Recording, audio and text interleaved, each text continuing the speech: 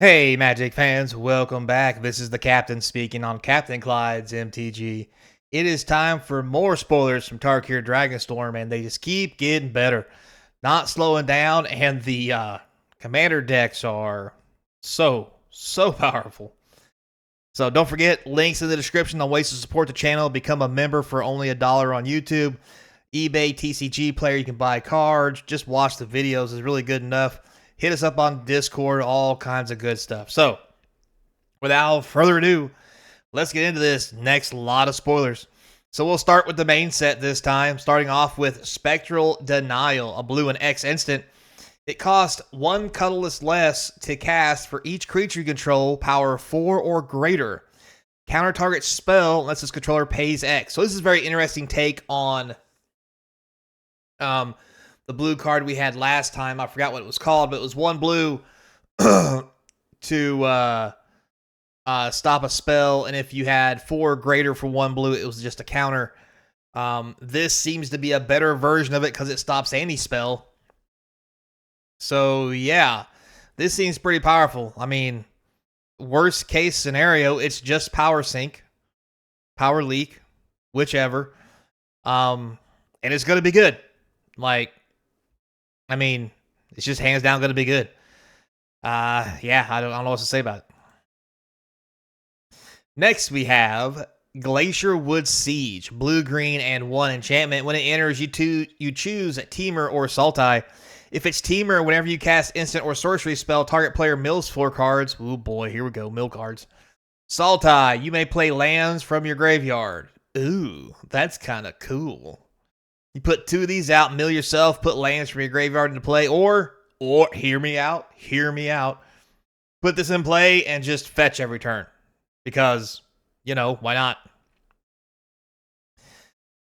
Next, we have Fangkeeper's Familiar. Now, I kind of like this. Blue, green, black, and 1 for a 3/3 with flash. When it enters, you get to choose 1. You gain 3 life, surveil 3. That's insanely good. But a little pricey. Or you could choose to destroy enchantment or counter a target creature spell. There's a lot of versatility here. And I think this is going to be probably a starter in all standard decks playing Sultai, because it just does too much. It gains life against aggro decks, Surveil 3 to set the top of your deck up so you can deal with them. It's flashed in as a creature so it can kill something trying to kill you. You can counter a creature spell they have against mid-range or better decks or dragon decks. You can counter creature spells or enchantments. It's just got a lot going for it. I think it's not going to be an expensive card, but I think it's going to see lots of play. Next, we have Whirlwing Stormbrood. So, a blue and 4 for a 4/3 flash flyer. You may cast sorcery spells and dragon spells as though they had flash. That's already pretty cool, I'm not gonna lie. However, it also has an omen ability. So, Dynamic Roar, green and 2, put 3+1/+1 counters on creature control. And the omens get shuffled back in. So, you pay this for 3, it goes back in your deck. You could draw it again. So probably just a different version of Adventure cards, and maybe a fixed version, because Adventure cards are kind of powerful. A lie. Next we have Disruptive Stormbrood, the green and 4 3/3 flyer. When a creature enters, destroy up to 1 target artifact or enchantment. Nothing wrong with 5 mana disenchants with legs. Well, wings and legs. But also it has Petty Revenge. Destroy target creature power 3 or less. This could be a removal spell that gets shuffled in your deck over and over again and be the key to taking care of some aggro decks that may be cropping up, because, I mean, you just keep drawing cards out of your deck, putting lands in play, and shuffling these cards back in. Eventually you're just going to keep drawing them until you have a creature. Seems powerful. Next we have Predator del Alba Infatuoso, or something like that. Also called Annoyed Dawn Predator, which is probably what you guys are after I try to pronounce that. But anyway, this is a white and 4 dragon. It's a 3/4. When it comes into play, it has flying and vigilance. It comes into play, and at the beginning of combat on your turn, another target creature you control gets +1/+0 to end of turn. Not too bad. It also has Roaring Signal, which is an omen for a white and 1. You can create a 2/2 soldier creature token. I cannot believe this is a common, because you can just make 2/2s all day long and keep putting this back in your deck. That just seems really good. Just saying. So moving on, next we have La Vida. Okay, I won't even go there. We'll just go with the translation. So the translation is Way of the Future. It is a white, red, blue, and 2 instant. That's a lot of mana for an instant. The next time a source of your choice would deal damage to you this turn, prevent that damage. When damage is prevented this way, Way of the Future deals that much damage to that source's controller, and you draw that many cards. So, kind of like Deflecting Palm from original Tarkir, which was a really good card and played a lot. And you get to draw cards. However, for 5 mana, I don't know if it's going to see a whole lot of play. I mean, it is a rare, but I mean, Commander's going to love this stuff. This is all about this. This ain't pillow fights. It's pillow fighting with a brick. Anyway, so moving on. Next we have a Dragon Brood's Relic. So this is interesting. Green and 1 for an artifact. Now you tap an untapped creature you control to add 1 mana of any color. So it's very similar to other artifacts we've seen before, except it costs 2, not 1, and it's a colored artifact. However, for Wooburg, which is 1 of every color, and 3, you sacrifice this artifact. You get a 4/4 dragon creature token named Reliquary Dragon. That's all colors. It has flying, lifelink, and when this token enters, it deals 3 damage to any target. I don't see it getting a whole lot of play in Standard because that's just shit tons of mana. And yes, I know it taps itself for mana, but also you have to tap an untapped creature, so technically you need a creature plus 5, 6, plus 7 other land. Don't see it happening. I don't see this getting played in Limited, unless I just don't. I mean, maybe it's kind of a mana dork, sort of. Commander, maybe Commander, but to be honest, I'm just not feeling this one. So next we have Zurgo Thunder's Decree. Black, white, and red for a 2/4 with Mobilize 2. So you get 2 1/1 red warrior creature tokens that attack when he attacks. During your end step, warrior tokens you control have this token cannot be sacrificed. So this is really cool with lots of other cards that have Mobilize. Just going to put that out there. And 3 mana for a 2/4 is not the end of the world. It's reasonable. Probably a limited all-star. I'm sure there's some kind of weird shenanigans with this in Commander. I mean, this just seems a little bananas, but is what it is, so we will see. Next we have Shock Brigade, red and 1 for a 1/3 Goblin Soldier. Interesting. It has Menace, not bad. Mobilize 1, so you get a 1/1 dude when he attacks. I mean, probably fine for Limited. And this might see Standard play just because it can't be blocked, but as a 1/3, I really doubt it. Next we have Underfoot Underdogs. What a name. Red and 2 for a 1/2. When this creature enters, you get to make a 1/1 red goblin token to go with it. So 3 mana for 2 power, 3 toughness. 1 tap, target creature you control, power 2 or less, can't be blocked this turn. Yep, this is a limited only card. Desperate Measures. 1 black instant. Target creature gets +1, -1 till end of turn. When it dies under your control this turn, draw 2 cards. So this is interesting. This is a good way to technically sack your creature by pumping it up and killing something the opponent's got, letting your creature die. You draw 2 cards. Basically draw 2 cards for 1 black if it works out that way. It also can work as removal for the -1 if there's a something with 1 toughness on the other side that you've got to deal with for 1 black. It can be done on turn 1. This seems good. It seems powerful. I think this is going to have a little bit of play, especially if there's a lot of aggro decks floating around. Great and limited. I don't know about Commander. Commander might have better cards to play than this, but seems okay. Brumar Initiate. So, black and 1 for this 2/2. It's a human cleric. X and 1 black. You tap, pay X life. This creature endures X. Activate only as a sorcery. put X +1/+1 counters on it or create a XX white spirit creature token. So you have to pay X with mana and pay life, and good God. I mean, probably limited only. This is way too hard to use. Unrooted Ancestor. Black and 2 for this 3/2 with flash. Already okay. For 1, sacrifice another creature. This creature gains indestructible in your turn, and you tap it.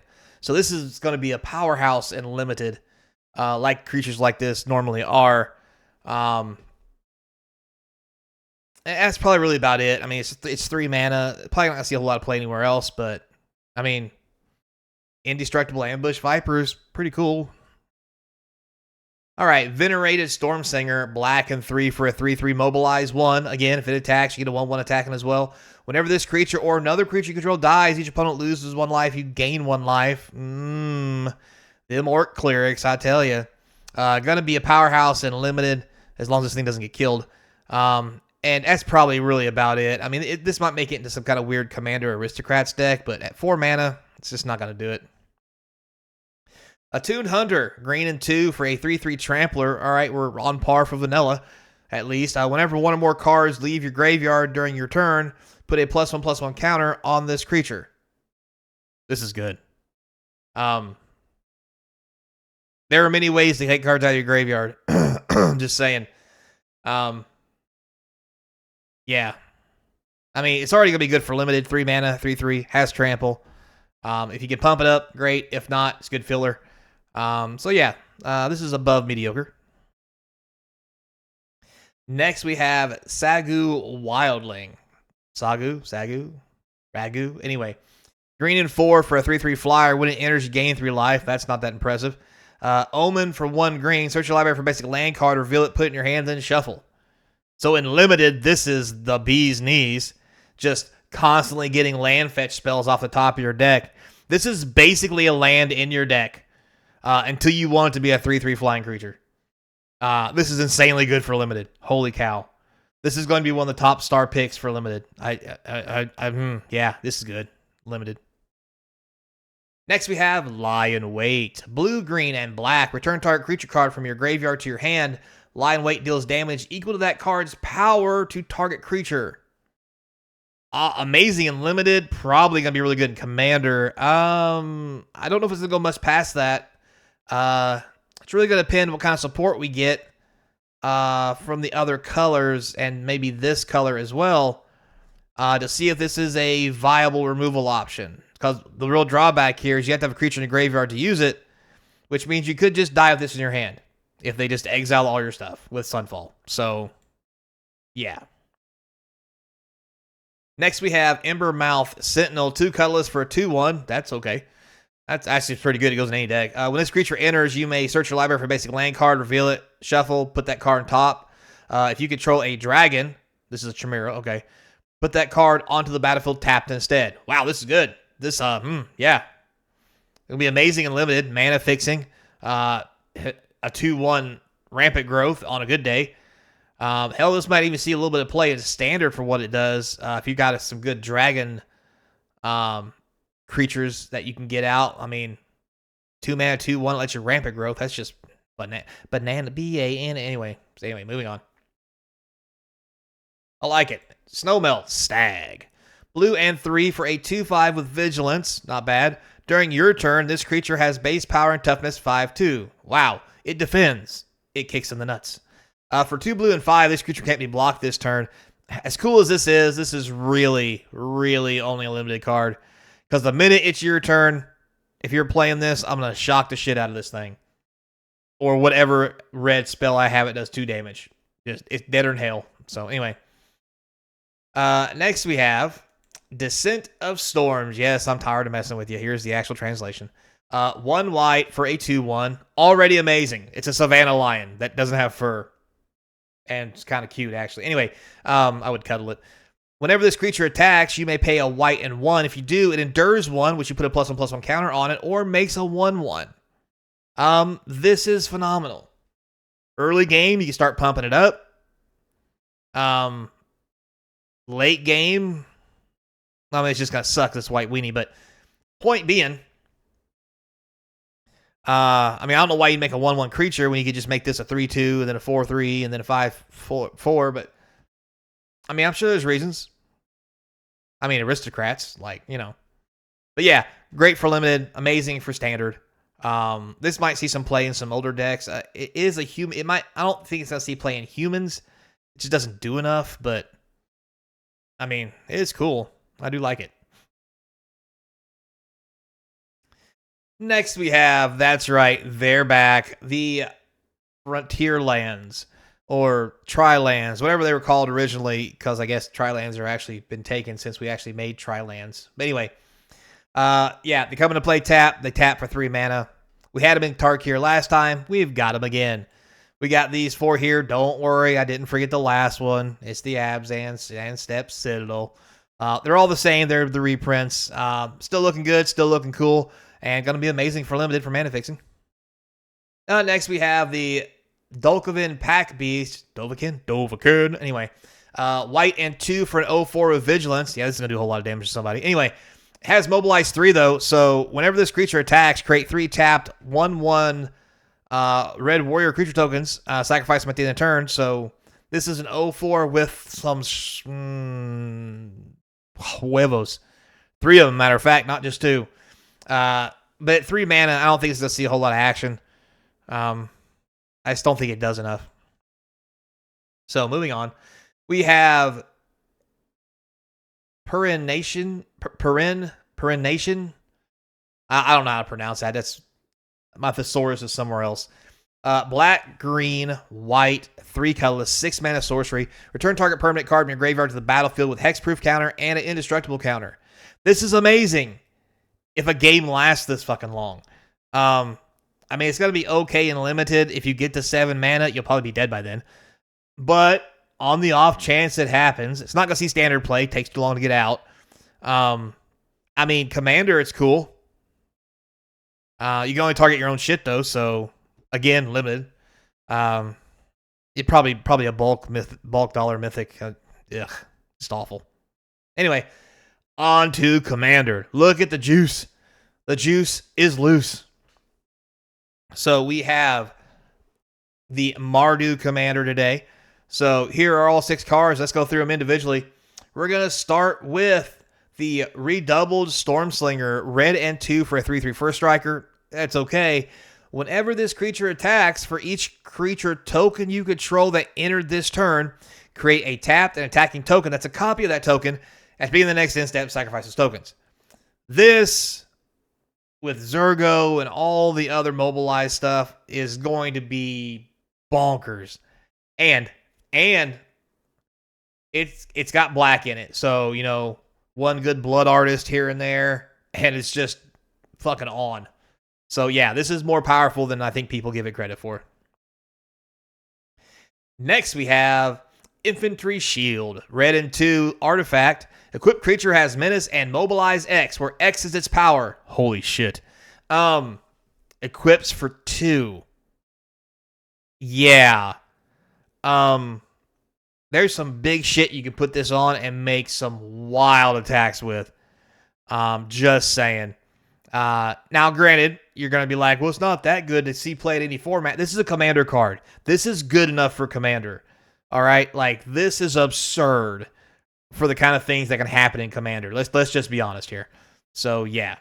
I mean, what are you going to do when you swing in with that one guy that you exert him and you get all your creatures untapped and you get an extra combat phase? You equip this to him because he's like a 5-something.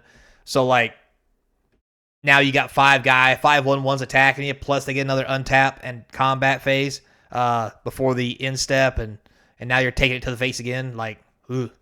Anyway, moving on. Next we have Goldlust Triad. Couldn't just call it the Gold Dragon, huh? It's like Latin anyway. Red and 4 for a 4/3 flyer. Not bad. It has Mirrored. Haven't seen this one in a while. For those who don't remember, when this creature attacks for each opponent other than the defending player, you may create a token copy that's tapped and attacking that player or planeswalker they control. Exile tokens at the end of combat. Again, really good with Zurgos. They don't go away. Whenever this creature does combat damage to a player, create a treasure token. In Commander, this seems really good. I'm just going to say it. And if you don't know why, go read Zergo again and play a game of Commander. And just imagine what happens when this thing hits the table. Anyway. Next we have Within Range, black and 3 enchantment. When it enters, you get 2 1/1 red warrior creature tokens. Whenever you attack, each opponent loses life equal to the number of creatures attacking them. Ugh, it sends chills down my spine. This is very, very good. This may be the next $20 card for Commander in those kind of CEDH decks because, I mean, who cares? You got a bunch of 1/1s and they got a bunch of stuff to block with. I mean, if you just tap all your 1/1s and you attack with 21/1s, they're taking 20 damage. Who cares if they get through or not? Have some. Like, just, yeah. Anyway. Bone Devourer. Black and 3 for a 2/2 flash flyer. That's not to be good. It's got flash. All right. This creature enters with a number of +1/+1 counters on it equal to the number of creatures that died this turn. Okay. That's cool. When this creature dies, you draw X cards and lose X life, where X is the number of +1/+1 counters on it. Okay, so this is cool, but I'm going to be honest. I don't know if I'd play it because I could see myself killing myself with this thing by laying it, putting like 7 +1/+1 counters on it, and then later in the game being below 7, and then this thing fucking dies, and I just lose from drawing cards and losing life. That's just how shit happens to me. Anyway, next we have Will of the Mardu. That's a good picture. White and 2, instant. Choose one. If you control a commander as you cast a spell, you can choose both. So, create a number of 1/1 red warrior creature tokens equal to the number of creatures target player controls. That's interesting. Or Will of the Mardu deals damage to target creature equal to the number of creatures you control. This is so good. Oh, this is so good for Commander. Yeah, you get your Commander out. This is basically, I'm going to make a giant field. I'm going to blow away your biggest thing. Yeah, for 3 white, this is so good. And then we have the Iron Will Forger, white and 3 for a 3/3 that has Lieutenant. At the beginning of combat on your turn, if you control your commander, target non-legendary creature you control gains Mirrored until end of turn. Ugh. And we just saw what Mirrored was. So, yeah, this seems pretty powerful. I'm not going to lie. Finally, we have the Anok Strike Leader, I believe is what it's called. Is that a dog riding a cat? I mean, whatever. I've seen weirder. Not lately. But anyhow, white and 1 for this 2/2. Whenever you attack with this creature and or your commander, for each opponent, create a 1/1 red goblin creature token that's tapped and attacking that player. Why a goblin? Anyway, sacrifice this creature. Creature tokens you control gain indestructible until end of turn. I mean, whatever, I guess. This card's just weird. I mean, it's kind of good, but like the making goblins out of a white card that's a dog warrior, and then you sacrifice it to make tokens indestructible, which is cool, but the goblin tokens, like, this is so confusing. I don't even know what to think. But yeah, this, I mean, I guess it's good, but it's just, this is mechanically strange, we'll say. Yeah. So with that said, guys, thanks a lot for watching. I do appreciate it. Shout out to Sawyer for being a sweet subscriber to the channel. Until next time, be kind, and as always, I hope to see you across from the game table. If you pull out this dog cat thing that makes goblins, I'm going to be so I may just give up. This thing is weird.